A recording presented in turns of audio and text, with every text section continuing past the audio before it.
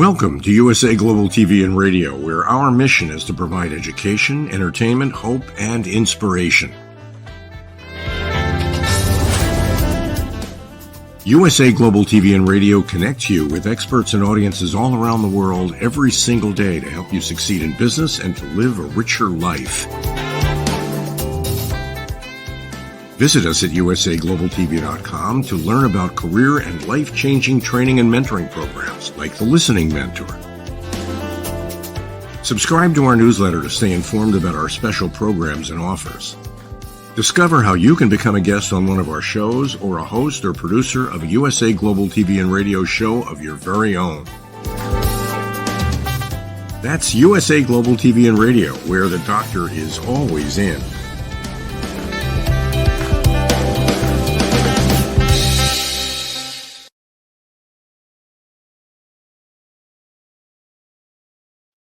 Howdy, y'all. This is Red O'Loughlin. We're on the Corner Bookstore today on the USA Global TV and Radio Network. Murder, mayhem, mystery, Western, romance, lots and lots and lots of categories and lots of series for our new author today. Not a new author. She's an author that's been very experienced in writing for a while. But Ann Charles, please join us. Hi. Thanks for having me on. Ann is a USA Today bestselling author, along with many other awards.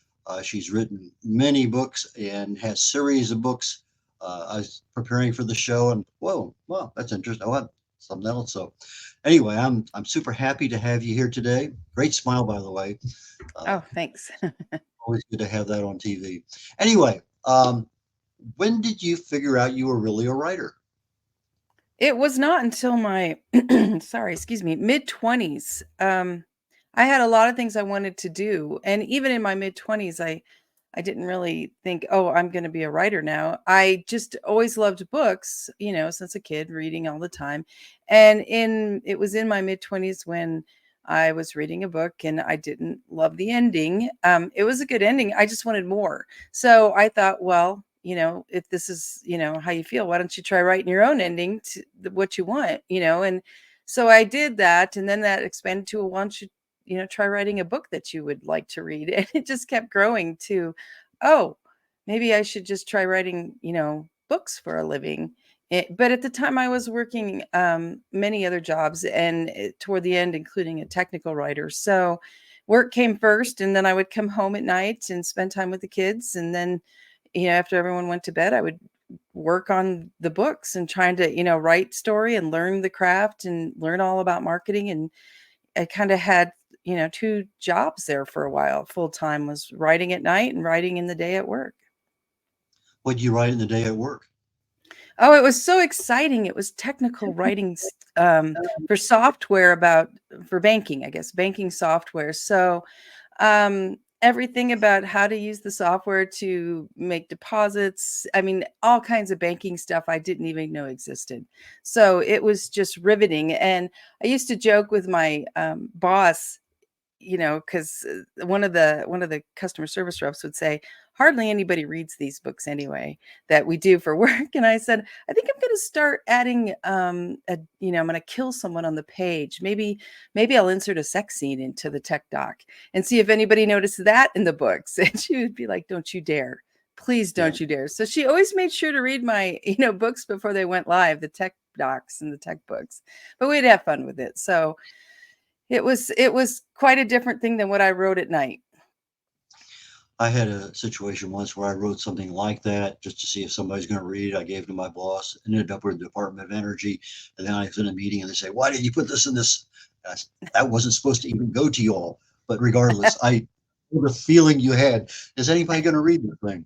Right. One time with my critique group, we were joking, we would joke around with different things. And I wrote an ending to the book that wasn't true. And I killed the hero and I gave it to them to review. And one of them, we're still great friends. She was at the doctor's office when she read that. And she goes, I was so mad.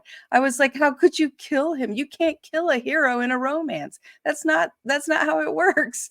And I laughed. I said, what it is I just wanted to mess with you and have fun with something else. So we still get a good laugh out of that, me killing the hero and fooling her. Well, at least you brought him back to life, right?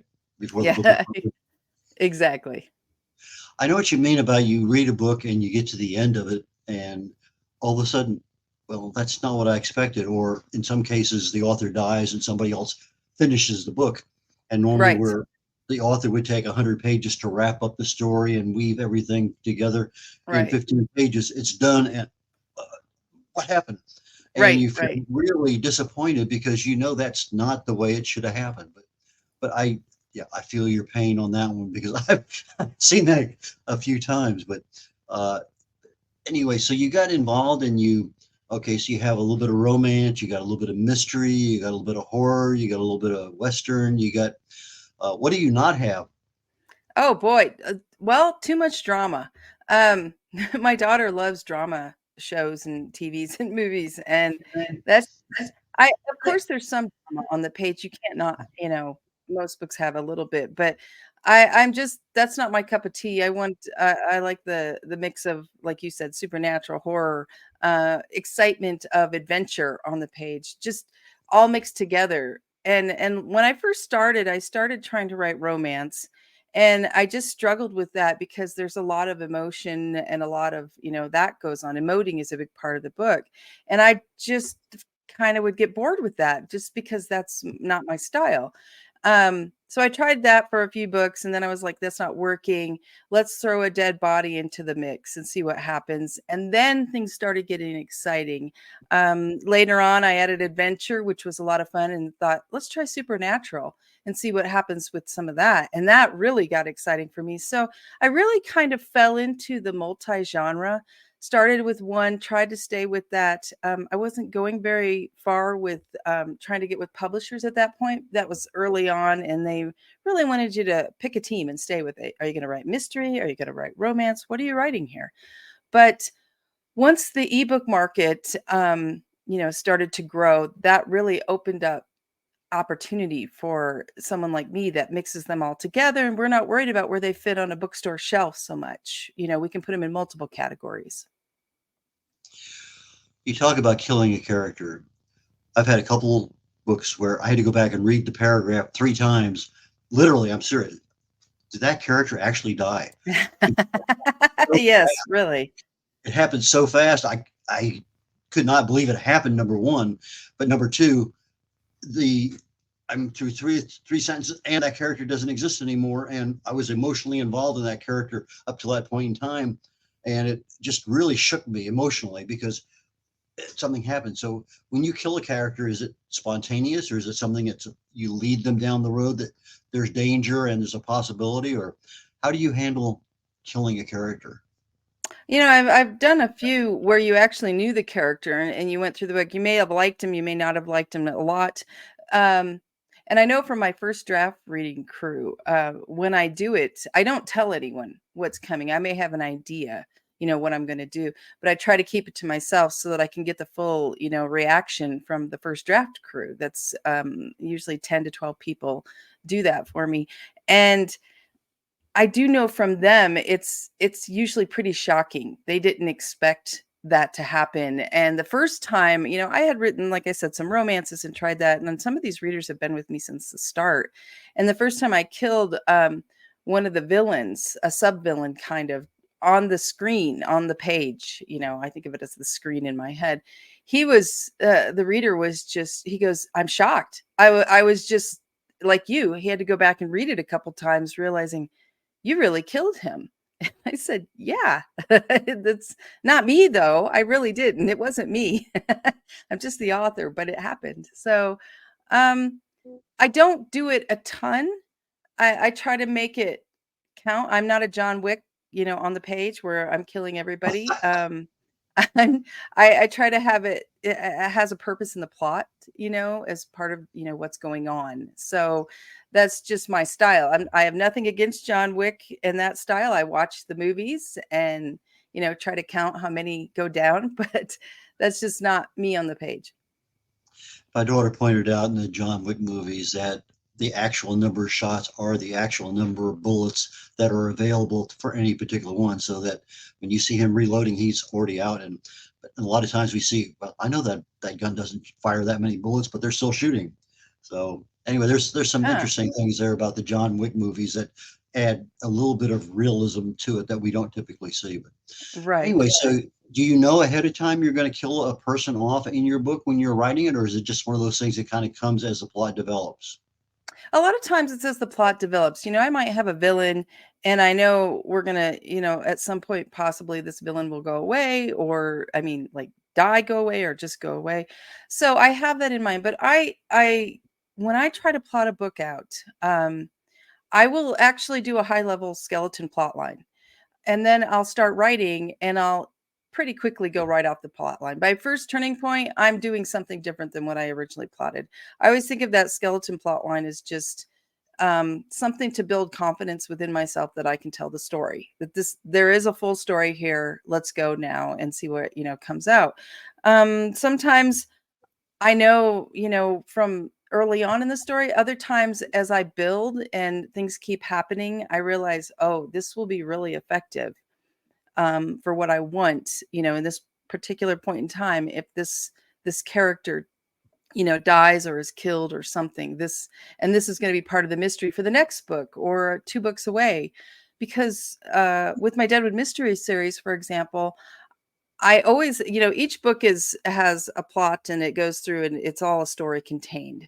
But there are all often starts to another plot line that's going to be in a future book. So, keeping all that in mind as I build the series, and I'm working on book 14 right now. So there's a lot I have to go through when I start outlining a book, to just say, what have I left in the previous books that I need to pick up now? And let's wrap this one up. Let's pull this string along further. What do I need to do? So that all comes into play too when it comes to killing someone. And sometimes the book starts with a murder, and that's how the mystery starts, for that particular story. I mentioned this on a couple other corner bookstores, but there was I think 5 key points Hemingway always makes with his books. And one of the ones that kind of stuck with me was the fact that quit while you know what you want to write. In other words, you get to the end of the chapter, you know how you want to finish the chapter, stop. He says, if you Right. finish it, now all of a sudden, you can certainly figure out how you want to link it to the next part, the next chapter, the next paragraph, whatever it may happen to be. But if you come back and you already know the ending, you've had a chance now to think about it, and you don't have it. You just come back and you start because you know where you're at and what you want to do. But if you Right. finish everything, you've kind of put a little hiatus in your process of thinking. And I guess I write nonfiction, and so I'm looking at how do I link this particular one to the next one. I could do that easily in nonfiction because I know what I want to do, and usually I Right. wrap everything up. I'm done. Okay, now I have to start the next chapter or the next section. And I'm thinking to myself, that ought to be, whether it's a Western, a space fantasy, it doesn't make any difference. That makes a lot of sense from an author's perspective because I can sit down and I know exactly what I want to do. And I've had the chance to let my subconscious brain mold the stuff around and see, is that really what I wanted to do or something else? So, what do you think about that kind of advice? I think a couple things sprung to mind as you were talking about that. One thing that I think about often is, okay, how am I going to do this? How am I going to end this chapter? What feels right? And sometimes I'll write a chapter and I end it and I think, that's not quite right. That's not it. I need something more. Maybe I need to cut it sooner. I need to modify that ending a little bit. It does not feel right. And something I've learned over the course of all the books I've written is, for me, this is for me, books are like a roller coaster. Um, you start out sometimes going up the big hill and to do an immediate drop. There's a lot of twists and turns. Sometimes there's loop-de-loops in the thick of it. And you keep that in mind as you go chapter to chapter so that the reader feels like they're on this ride. Now, sometimes if you're doing, all kinds of crazy fast spins and all this stuff that's adrenaline rush, for the reader, there are times you gotta slow the pace a little bit and do the slow, roller coasters will slow down sometimes and do a few nice turns and then click, click, click, click, click up the next hill. So I try to think of a book like that, and chapters as well, flowing throughout the whole thing. You don't want it to be like a jerky ride. You want it to be a full on entertainment thrill ride from start to finish. What you said is very critical, because I know from a lot of webinars, seminars I've gone to, they don't want you up here the whole time at the top of the roller coaster and turning, because you have so much emotional involvement in it, and you never have a chance to kind of come down a little bit and relax and get back into the storyline. And again, you don't want to have sorrow and fear or whatever at the bottom. So you do have to have that general roller coaster. And sometimes you're up here a little bit, and then but you do have to have that, because otherwise the reader is burned out before they're even a third of the way through the book. And I kind of pay attention. I mean, I pay attention to that when I'm reading. I'm up here, and especially on some spy thrillers and whatever, they just never seem to get out of the action mode. And here I am 20 pages in, and I'm up here the whole time. So that's a skill that really takes attention to develop and know how is your reader going to respond. And I think that's super important. I commend you on that, because that's a very critical part of the writing. And to be clear, that's not something I started out of the gate knowing. This is something that, as book after book, as you keep trying to improve your craft, you're starting to, this comes really easy, and this comes really easy, like show don't tell comes easier, transitions come easy. Now you start to step back and go, let's look at the whole structure as I'm writing this. And that, to me, for me, I should say, is something that came with experience, and then came also with each book. What is the theme? How can we play with theme and have it fun, instead of just, yes, my theme is justice. No, how can we have each chapter, each scene have this theme, this premise, this thing we have going on? And I love to sprinkle humor throughout, because I find that whether you're at the height of a thrill or in a sequel where we're really going deep into point of view, humor is a really good bridge for all of that to smooth it through. So that's why there is a lot of humor sprinkled through my books, because number one, I love humor in a story. Number two, I think it helps smooth out the bumps of the ride. So I assume you kind of like Ryan Reynolds and his little quips of humor. Yes. All those actors that have those little bits of humor, I just love it. It can take a great story for me and make it so much more colorful and fun. You have a couple books over there just behind you. Why don't you pull those up and let's talk about those a minute? Okay. You put them on the table? Yeah, these are the latest two from these two series. I have a Deadwood prequel series that I write with my husband, Sam Lucky. And then this is the main Deadwood contemporary series that I write. And that's the one I'm working on, book 14. We're working on book 7 of this. So they go together. They share a world. They're just separated by time. And what's really fun with having the two like this is that there are characters that are alive in this book that are now, supernatural ghosts in this book. There's characters that are alive in both because they're not human. So we can really play with mixing the two worlds. And if you like them both, I would say it's exciting for the reader, because you go, oh, there's so-and-so back then, and here's this, and ooh, who is this now? Did this person, what happened to them? Where are they now? Is this ghost? And it makes it, I think, a richer experience for the whole Deadwood series worlds. So your dead character is back alive in a new book. It depends on the character. It depends if they're human, and what they are and what can happen. That's the joy of Supernatural. You can play with all that. So when you wrote the first one, did you envision having two separate, distinct series? Did you expect to write a series of a dozen or more books? No, I had none of that. This is the very first in the Deadwood series. I have lots of notes in it from something else I'm working on. But anyway, that book, I wrote that, and I thought maybe a couple with that series, the way I ended it. But I didn't ever think that it would go on to 14 and onward. I mean, we're at 14 and there's so much still happening. And I kind of judged by the fans and their reactions, and the fans are still 100% on board. So that is a challenge for me as well as the writer, is to keep putting out a new book in that series but not making it the same as the past. So you feel like every book is a different ride at the Ann Charles amusement park, right? So I have to figure out new ways to do things differently and make you feel like this feels different. And sometimes it's more humor, sometimes there's more action. I have book 9 in the series that is just action, action, action. And then book 10 slows down. It's Christmas. It's more about the characters, So I just try to keep mixing it up. And like I said, that's a challenge for me as an author. And it helps me to grow because I have to think, how can I do this differently now to keep readers loving the story and feeling like these characters are growing and things are changing. So how did Sam Lucky get lucky enough to get into your books? Sam Lucky's been there from the beginning. We've been married a long time, and he was always there, a lot in the background because I'm not good with technology.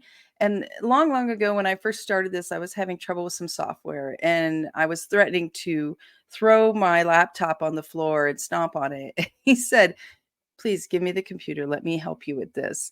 And it, has always just been from right at the beginning. He was he was always the first reader. He would read what I wrote and we would talk about it.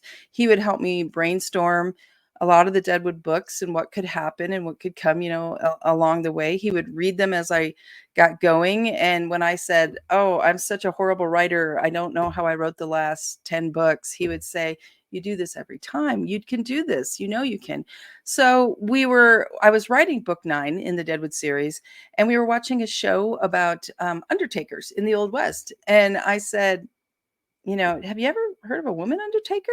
And he goes, no. And we started looking into it and talking about it more. And it just kind of, the Deadwood Undertaker series, was born. But that's historical. There's so much historical accuracy in that series to the time in Deadwood. And so that takes research. You don't want to write it historical and have your history wrong because people will correct you. Readers are smart. They'll tell you what you did wrong. So you want them to be able to enjoy the story without finding all the errors in your history research. And that's where Sam Lucky he loves to research. And he's like, I could do all the research, and I could write, and we could brainstorm together, and then you could come in and we'll kind of do like a duet. And, this series will take a little bit less of your time, and, we could build this whole wonderful prequel history to the Deadwood series. And so that's kind of how it started. How many miles away is Deadwood in reality? I think it's about 1,200 miles from where I live currently. My mother and stepfather lived there, and for years. My mom just passed away, and she had been there, I think, 36 years, 37. So I spent a lot of time growing up in Deadwood, spending time back there whenever I could to visit. So before I even started writing the series, I had a good amount of time and real life research living there. Exploring the Black Hills, going into mines, going through the different museums, in the area, all that was there. So it just felt natural to tell the story about the town. Have you ever encountered any ghosts? Well, I think so. You never, I'm not a medium. I'm not, I don't think I'm wide open, channel wise as some other people are. I have experienced some really weird stuff. So I think that, yes, there have been ghosts, but I'm more like Violet, the main character in the Deadwood Mystery series. She's, initially a skeptic of the ghosts where everyone else isn't. And as time goes on, she realizes, oh, they are there. I just can't see them like other people can see them. So that's kind of me. My daughter was a guard at a prison here in Houston early in her career, and she'd be working outside picket. The gun was almost as tall as she was. She's only 4'10".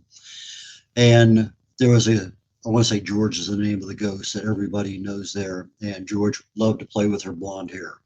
and Oh, she would feel somebody pulling on it, turn around, there's no one there. And that went on and on for a while. And then she said one day she was walking inside the prison, it's late at night, and there was all of a sudden somebody's in front of her walking, an inmate ooh. walks right straight through the wall. Uh, Oh, wow. so anyway, I guess prisons are probably a place where ghosts have a home, so to speak. But since you happen to have dead care or you have supernatural or whatever, I was just kind of curious if that had lent part of your writing to something you experienced.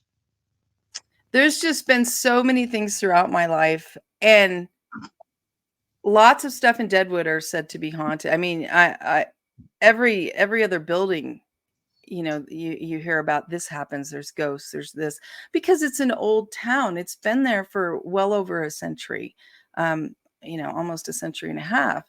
So, of course, there's all kinds of characters, and it's also a town with a lot of violence in the past, because of the gold mining and the early years when everyone's jockeying to get in there and make their money, and people died from starvation, from disease, from all kinds of stuff.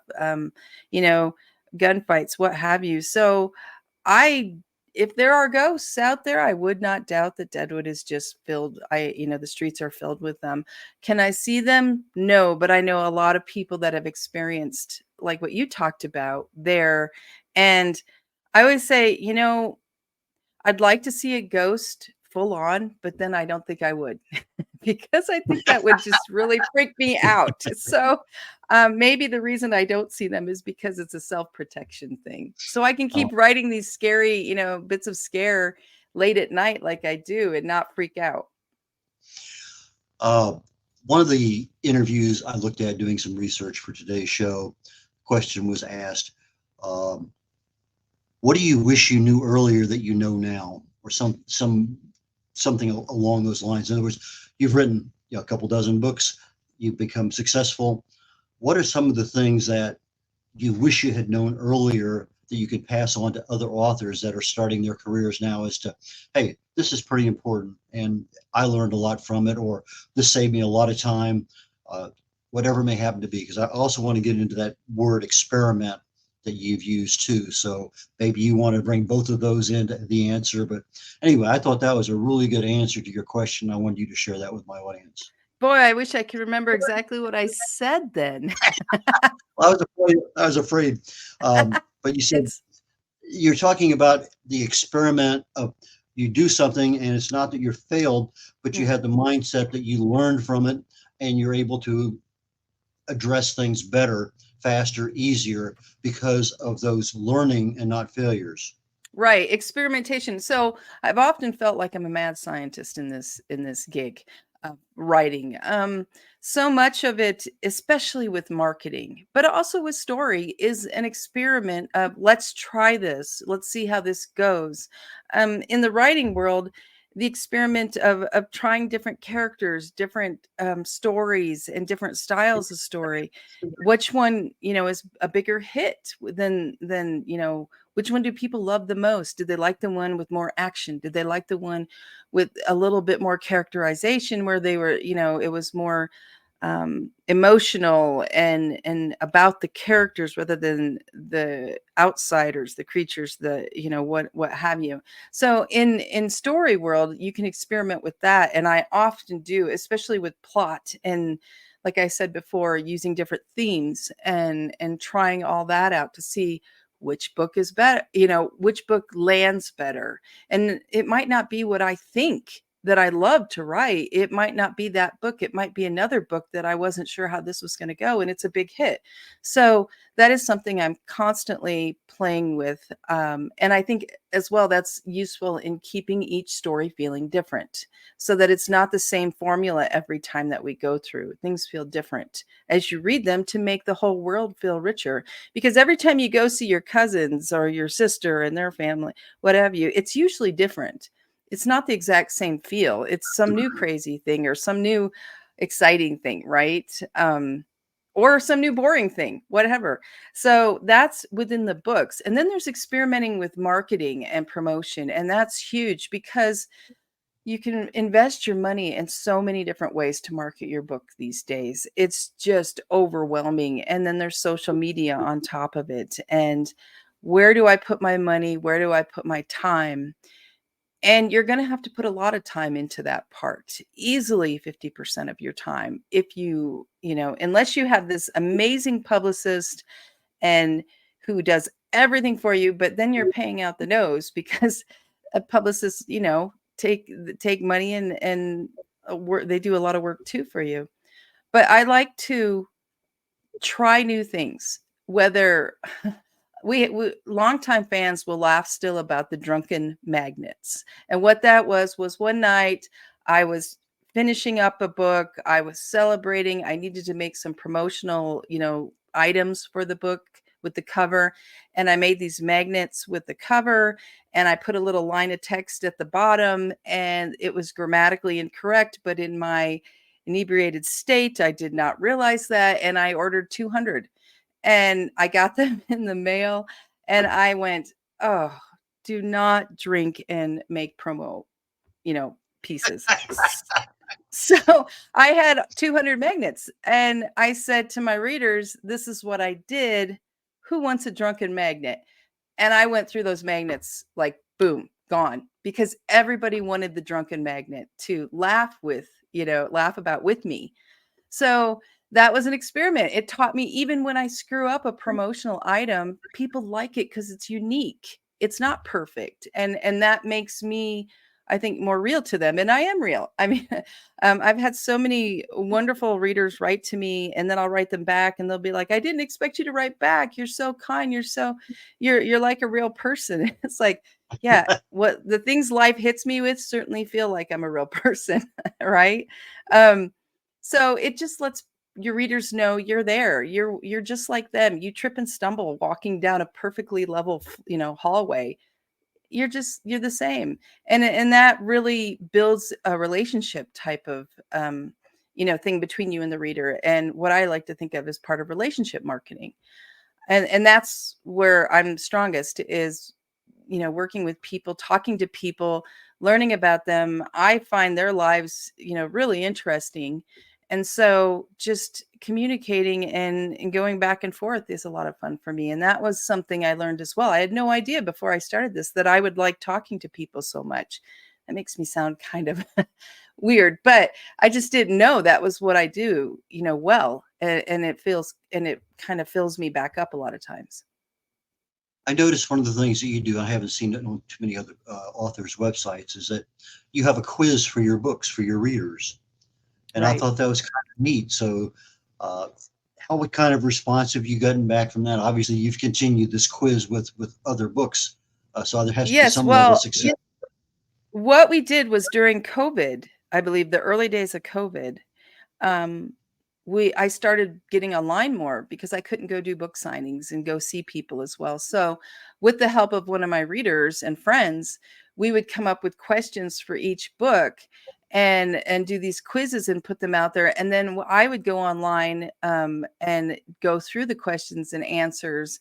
And if you were online with me, you could comment and we would chat. And that way I could kind of interact with people, and still have that feeling of I'm still here, and let's talk about the stories and have fun with them. And so, yeah, those turned out to be a lot of fun. And I'll have people write me and say, oh, I went through and I did a bunch of your quizzes and I had so much fun doing that. So I am always trying to come up with something new and different for each release. For example, one of the things we just did, I don't know if you can see it back here, it's a placemat. See if I can pull out. We did a placemat and it's front and back for the new book release. I can never do this backwards. But anyway, laminated the whole thing just like a placemat, like you'd have, you'd get it to see when you're going to a place as a tourist. I have plenty of those around my house because I love to pick those up and use them for my writing desk, to put my cups of water on. So if they spill or, it's just instead of a coaster, I use these placemats. And so we did that, and you could win them if you come to the book signings. I have one in October in Ohio, and I'll have a bunch of those placemats that if you buy a book, you get a placemat for free, and it's all autographed and everything. So I'm always trying to find something new and different. Purple Boot behind me, that's a plastic cup with a straw. One year we did those for the fan parties we have in Deadwood and gave everybody who came as part of the door prize a Purple Boot cup with Ann Charles, on it. So I'm always on the lookout for something new and fun to share with readers. You had mentioned earlier in one of your interviews that about 50% of your time is writing and about 50% of your time is marketing and other business related things. Is that still about the same? Yes, unfortunately. I was just saying this morning to my husband, oh, I wish all we did was write and tell stories and send them off, and just keep writing and not do the other part, just because that's it's not, like I said, I enjoy, talking to fans and readers and interacting, but there's something for most creative people that when you're in the zone and you're creating, whether it's art, story, whatever you do, um, it like refreshes your brain. It makes you feel alive. It fills your heart. You just feel so happier, so much happier. Brings you back into harmony, if you will. And it's, I just love that feeling. And so that's something I wish, I could be in that more instead of spending a lot of time doing bookkeeping, which is a big part of it too. When the more you grow, the more different costs come into play for all the marketing you're doing, and someone's got to do your bookkeeping. And I do have help. My sister is my bookkeeper, but I have to go through first and tell her all the different things I'm doing, so she knows where to put it on the books. But anyway, that always takes up time, and I always do a lot of grumbling during that time online. And my accountant gets a kick out of it too. She'll be like, "Get those books done." Yep. Is there anything that I should have asked you that you were hoping to tell the world today? Well, not really. I mean, one of the things that's always kind of fun to know in the background is that my brother is the artist that does the illustrations within each book. We have illustrations in almost all the stories, and he also does the cover art. He does the actual pen. I don't know if he's using colored pencils, I guess, on paper art. And we take that art and we scan it in. And then my husband is the graphic artist now, who goes through and builds the cover and puts the whole thing together with my brother's art. So they really work as a team to create these cool covers that are unique. And that was something from the start. I didn't want to use stock art if I didn't have to. I wanted to have some original covers that would look different from, some of the other books out there. And because of my brother and my husband and other graphic artists in the past who also worked with me, that has happened. And I love that because I think it gives our books a look and a feel. And oh, this is Ann Charles, or this is Ann and Sam's book. And it makes it more fun that it's part of the family. How do people get in touch with you? How do they get your books? Anything going on in the near future you want to share with the world? AnnCharles.com. That is the easiest way to reach me. You can contact me via email. You can find me on through the contact, I think it's connect actual menu, where it lists all the different places that I'm at online. So that's one of the easiest ways to get through to me. Just start there. And you can also see all the books there, and there's links to where to buy them, and you can read reviews when you go to those links. So that's really the starting point for everything. All these books are ebook, print book, and almost all are audiobooks. We still have one of the newest ones to get on audiobook, but they're out there available. And you can always contact me and ask if you're having trouble getting one, how to get one, and I can lead you to the right place as well. And I also, you see the stack of, it's over here, books behind me. I sell through my online Ann Charles store, and I will personally autograph it and put what you want on there. Fantastic.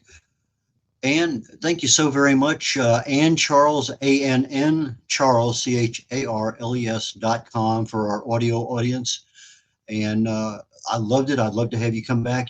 We have so many other questions I would love to have gotten into with social media and marketing and other things, editing and book. Well, you already covered a little bit on the book covers because I had several questions there I wanted to go to because they are kind of unique. But anyway, thank you so very much, and best of luck in continuing to collect awards, and just super thrilled to be able to share some time today with you. Thank you so very much. Thank you for having me back on, and I'd love to come on and we can talk more about all parts of this crazy business. Fantastic. Thank you again, Ann, and have a wonderful day, and I will catch you later. Next show on the USA Global TV and Radio Network is called The Wise Ones. Ironically, our guest today, Janet Pollock, was on the Corner Bookstore about 3 weeks ago, and her primary mode of operation is an executive leadership coach. So we're going to be talking more about that today than her book. And then following that, I have a show called Talking Heads, and the heart of health is the topic, and I'm just about ready to wrap that one up. I think this is going to be the penultimate one today. Hopefully next week will be the last one. But anyway, Red O'Loughlin signing off on the Corner Bookstore on the USA Global TV and Radio Network, and I will see you in about 16 minutes on The Wise Ones. Take care. Have a wonderful day. Bye now.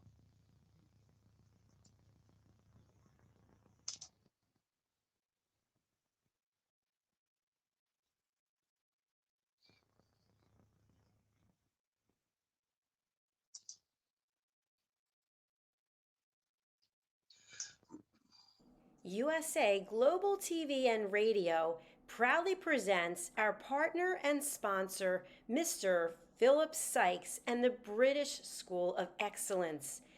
Building confidence, changing lives. And now, proudly presenting the Polished Professional. On a transformative journey with the British School of Excellence's comprehensive suite of masterclasses, crafted to elevate your professional and personal life. 8 outstanding modules will elevate you to the next level. Module 1, Exploring Life's Purpose, delves into the depths of self-discovery, guiding you to chart your unique path to fulfillment and success. Module 2, Mastering Professional Presence and Confidence. This masterclass is a deep dive into the art of self-assurance and commanding presence, which is essential for standing out in today's competitive landscape. Module 3, Learn the secrets of visual impact, how to curate a personal style that amplifies your professional brand. Module 4, Mastering Professional Etiquette and Communication Excellence, navigating the nuances of corporate interaction with grace and tact. Module 5, Elegance in Eloquence. We impart powerful techniques to captivate and persuade any audience with your oratory skills. Module 6, Unlock the potential of your emotional intelligence, EQ, and harness the ability to connect, empathize, and lead with emotional savvy. Module 7, Mastering DISC, building a gateway to understanding behavioral styles, fostering better personal and professional relationships. Module 8, Mastery in Dining Etiquette, building your confidence to perfect the subtleties of dining with finesse, enhancing your social savviness at any table. Step into the Polished Professional program where poise, elegance, and excellence aren't just taught, they're instilled for life. Join us to redefine your potential and polish your professional edge. To learn more, go to thebritishschoolofexcellence.com. The British School of Excellence are investors in people. Let us invest in you.